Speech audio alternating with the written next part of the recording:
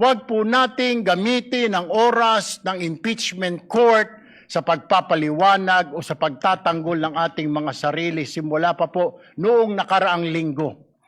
Because the time we waste here to defend ourselves, defend what we believe or what have you, is an injustice to the Vice President.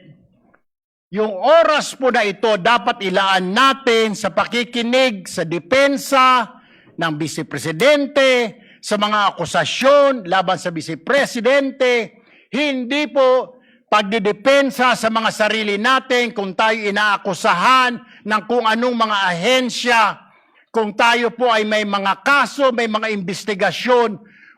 This is not the right forum, Mr. Presiding Officer, Mr. President, Senate President. This is not the right place.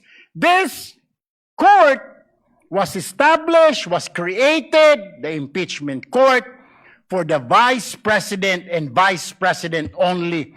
This should be her time. This should be her forum, not our forum here na ilabas natin ang saloobin natin, mga sagot natin sa mga akusasyon, mga kaso laban sa atin.